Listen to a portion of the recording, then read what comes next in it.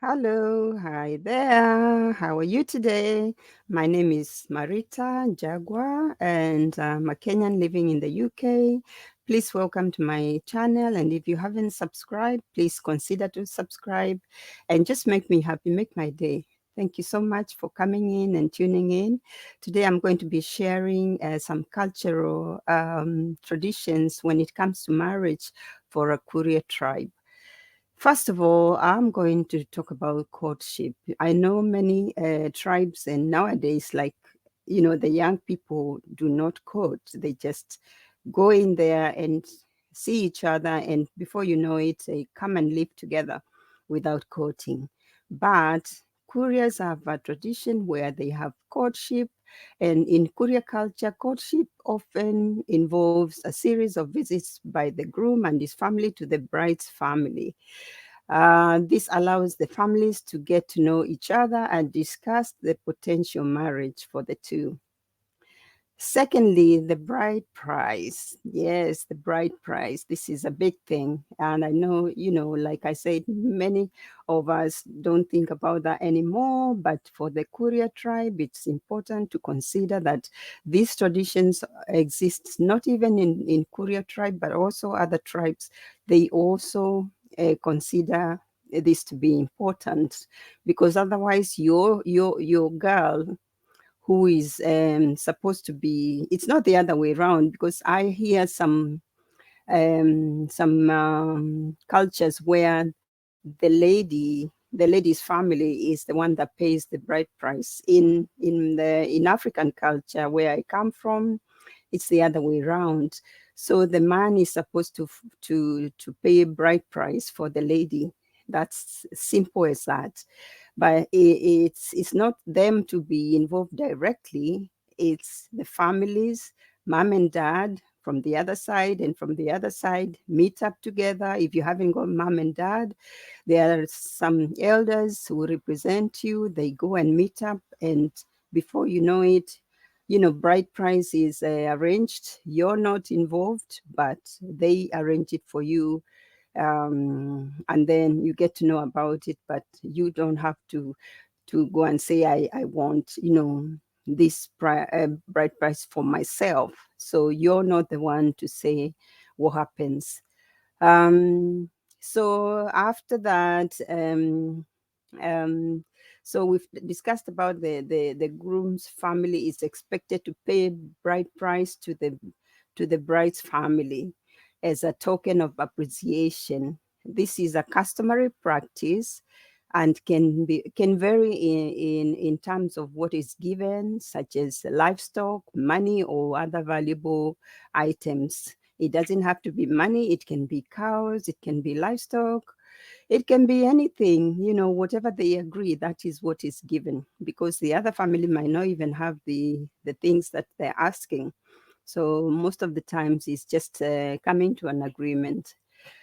The next thing is traditional wedding ceremony. So all that being discussed, the dowry doesn't have to be paid straight away, but it is something that is pending for maybe when they are ready to pay. Traditional wedding ceremony, this wedding ceremony itself is a significant event in Korea. So it involves various rituals, dances, songs performed by the community, and the couple exchanges vows and is blessed by the elders. So it's a big thing for them. Um, so dowry exchange is also, in some cases, there may be dowry exchange involved where the bride's family is given gifts to the groom's family. And this can include items such as livestock, clothing, household goods, during the ceremony. This is not the bride price, but this is the dowry exchange. Um, and it can happen during the wedding. It's a wedding that's going on, and presents are coming, gifts are coming to bless the family. Um, and then the next one would be family involvement, where the marriage in the Korea tribe is seen as a union between two families. The involvement and support of both families are crucial throughout the entire process. So you must cooperate. It's not like one family is upset, the other family doesn't want it to go ahead. It has to be a mutual process whereby both families come to an agreement. Um, let's talk about the attire, the traditional attire. This during the wedding ceremony, both the bride and the groom wear traditional kuria attire, which often is a colorful clothing and accessories that hold cultural significance. So they have to agree what kind of attire they're going to wear. Blessings by the elders is also involved. Elders play a significant role in Kuria weddings, and they often bless the two and with prayers. And for a couple, they bless them together, providing guidance and wisdom for a successful marriage. They give them guidance. They talk about how to live together, and just guidance, and lots of blessings and prayers for them so that they can have a successful marriage. When it comes to food and the feast, it's commonly a grand feast. Is part of the Kuria wedding, where there are traditional dishes such as nyama choma, which is like grilled meat, and matoke, cooked bananas, and ugali. Ugali is maize meal, which is prepared to celebrate for the union. So mostly it's nyama choma. Nyama choma is very important for celebrating such occasions. And also, some of the tribes have got mokimo, like mashed potato and beans. And they are very, very nutritious and healthy and part of celebration. And it's all cooked by the women and the community, people, women in the village. They all come together to celebrate. Then there is marriage counseling. First of all, there is singing and dancing, music, integral part of the Kuria culture, where there is dancing all throughout the night, mostly until the morning. And they are all performed through joyful and lively atmosphere. All of them are just wishing them well. And, who knows, during the ceremony, the young ones get together with the other young ones from another, from neighborhood. They tend to know each other through during that time.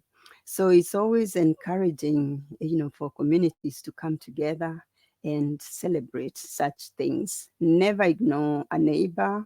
If you have a bad neighbors, it's unfortunate, but neighbors are supposed to be very, very um, encouraging and helping when it comes to situation, because you never know when you might need each other. There is also marriage and counseling. So before the wedding, the couple may receive counseling and advice from older married members of the ceremony. This is aimed at preparing them for their future roles as a husband and wife. Um, Inheritance, there's also inheritance customs. In Korea, there's in Korea culture, you have certain inheritance customs which are like observed during the marriage process. This includes property, land, or in family lineage. So if your lineage, your grandparents left you something, then it is passed on to you to continue your livelihood and your marriage. So, guys, these are some of the things that you should know before you get married. Also, Korea people marry beautiful women, and they don't have to be so beautiful. They can also be, anyway, they can be beautiful, but they can also be hardworking.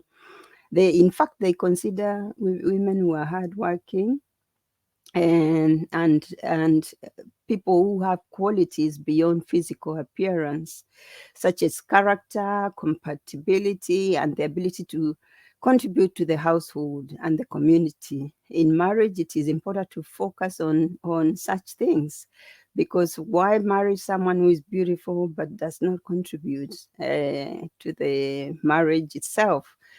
They have to be out there in the community and be active members of the society.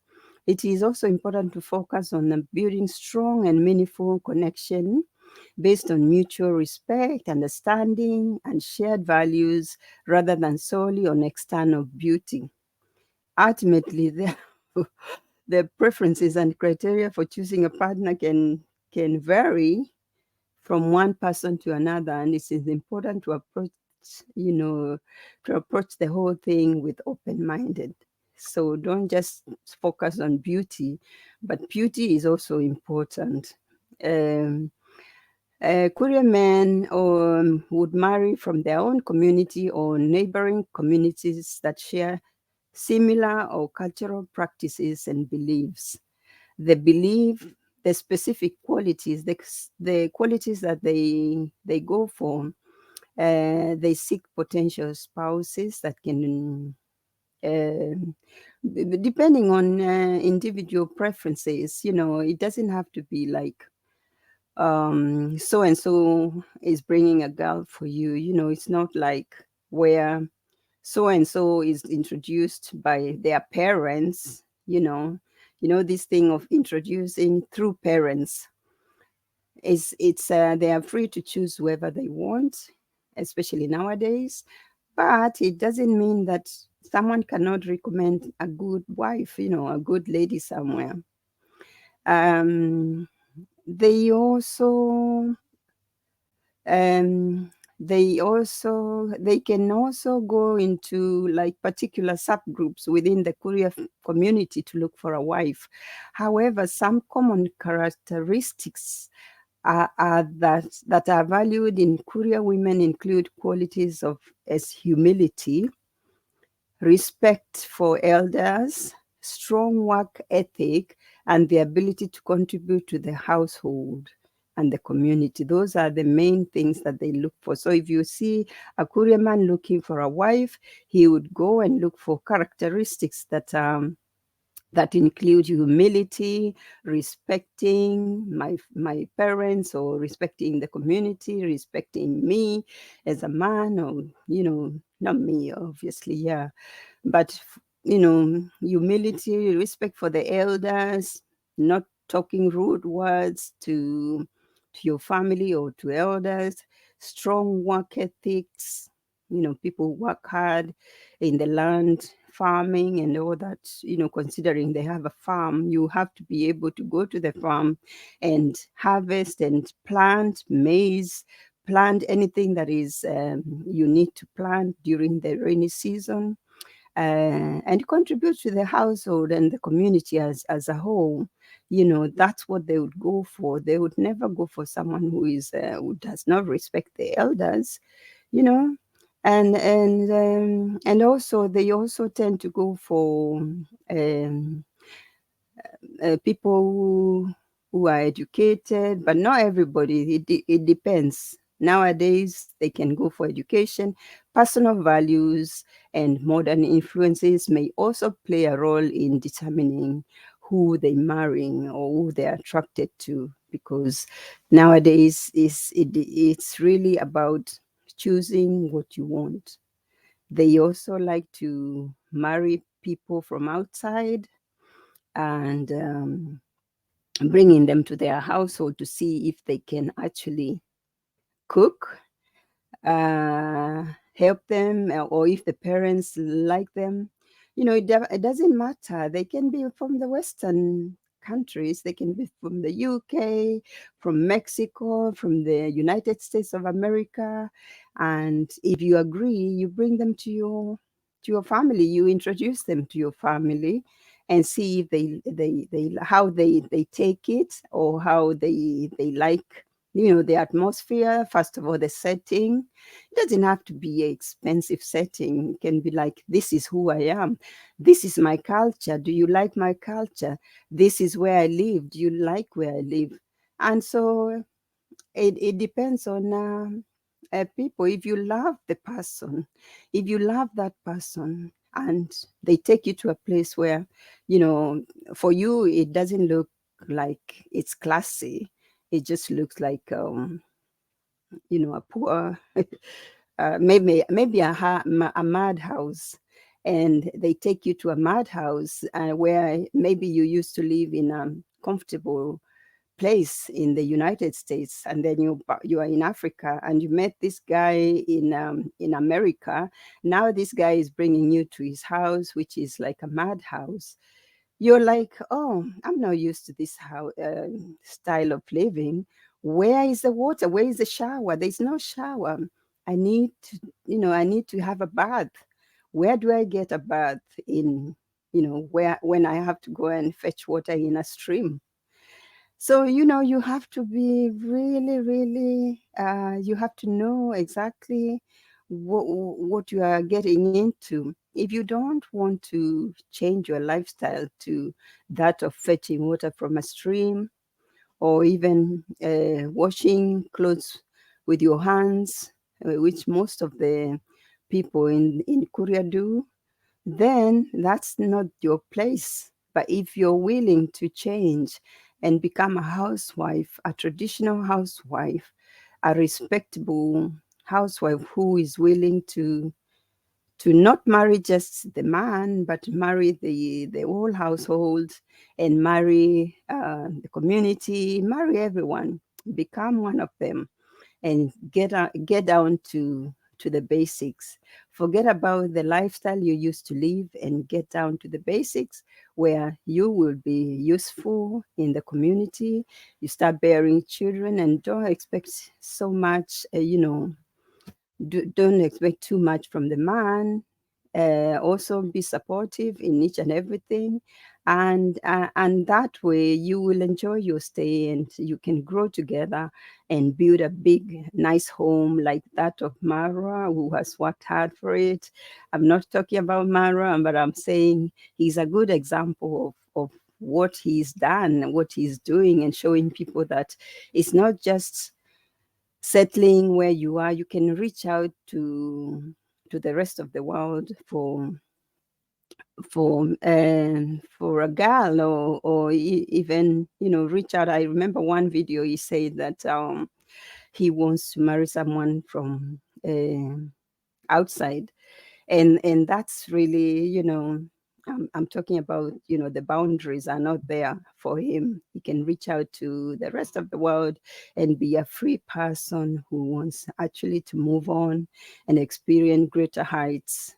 And those values he still has in him for kuria, but he doesn't have to practice them. He can be flexible when it comes to his woman. Is what they agree, both of them, and what they want to become. Anyway, I think I've said enough. Please like my video, continue liking it. And those who watched the last one and did not subscribe this time, please do subscribe and just support the channel. It doesn't take 1 minute. You just click and that's it. You don't have to do anything. You don't have to send anything to me. Just click and like and subscribe. The subscription is down below. You would see it. You just click it, and then you can also press on the bell so that when I do another video, you'll be informed. It will just come up on your screen that I've done another video. Rather than search for me, it will just tell you that I've been live, or I've had another video out. And yeah, so I'll end the video there because I'm just limited to 20 minutes. And, stay well, stay focused, and God bless you. Bye-bye for now.